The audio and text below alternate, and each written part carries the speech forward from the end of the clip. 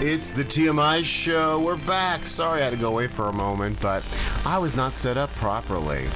So let's go back to our TMI question of the day. Any calls yet, Ro? Nothing yet, my man. All right.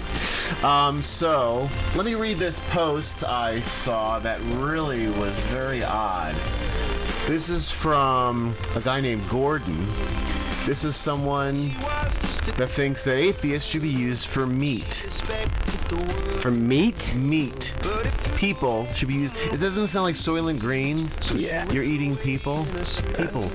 I know we're coming up to the zombie apocalypse and all, but that's a little ridiculous. Let me read this, what this guy said.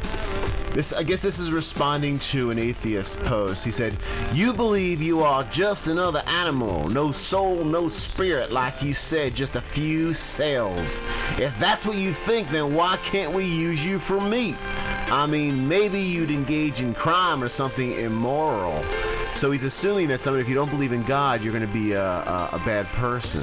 I'm going to hell. I think that's a bad assumption. Why? I would like to assume people are by nature good. This may not be true. It really depends on your parents, I think. I don't know about that, because my dad was hardcore Catholic. I was actually an altar boy and all that stuff, and I really don't give a rat's patootie about any of it. I wanted to get into what your beliefs were, but let me finish what this weirdo said. This Bible thumper, I guess. I don't know. Farmyard animals are peace-loving. We could spare some of them because they don't lie, steal, or cheat, or hate God.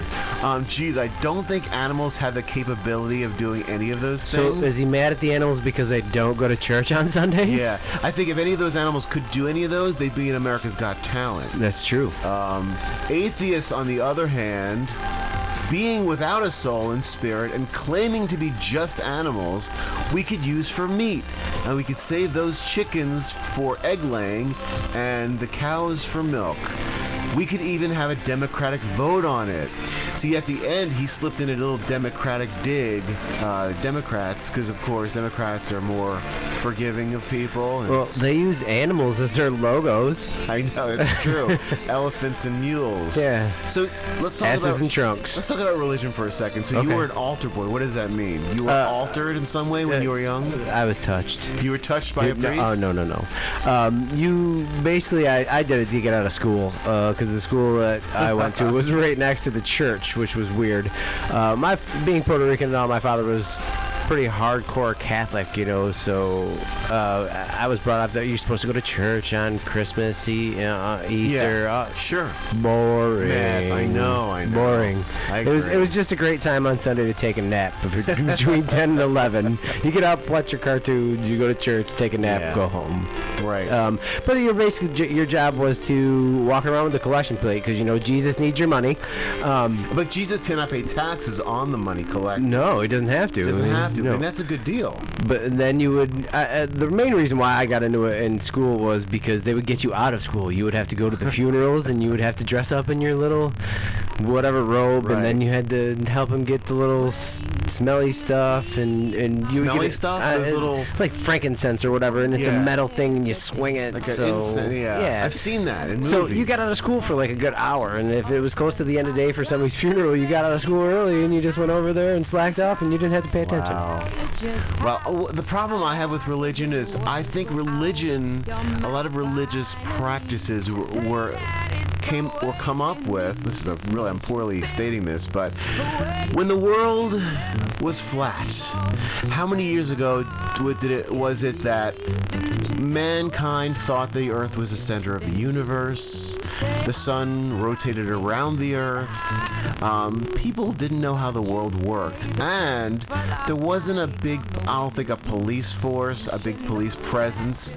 So to me, religion was started as a way to kind of, control people a little. Kind of say, if you're bad, you're going to go to this bad place. So just because there's no police or anyone watching you, God is always watching you. So if you don't watch yourself, you're going to go to the bad place when you die instead of the good place. You know where we all are going? into the ground. Exactly. 6 know. feet into the ground. That's all we're going. Yeah, I know. And I would like to say it. I just got a message from a friend on Facebook, and I would like to say a little bit for a second. I just lost a friend. He was an older man. I played softball. His name was Brad Hubbard. He was a great man. I'm gonna miss you, brother, and wherever you end up. Speaking that we're on religion at this point, I wish you well wherever you go, and I'm gonna miss you, man. Right. Wow. And he passed away this morning. They're not sure how.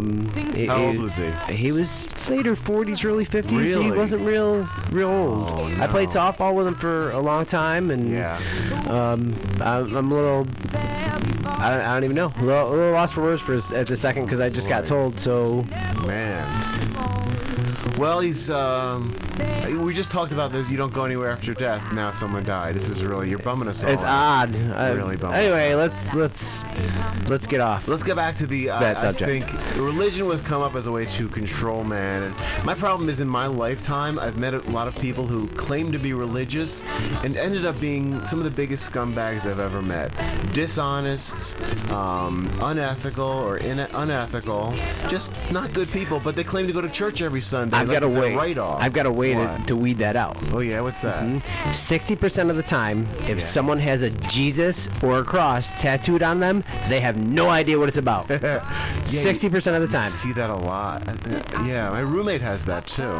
And he's actually a very good guy. does he go to church on Sundays? I don't know. I don't think so. I have to ask him. Does he do all these little things that he's supposed to according to the religion?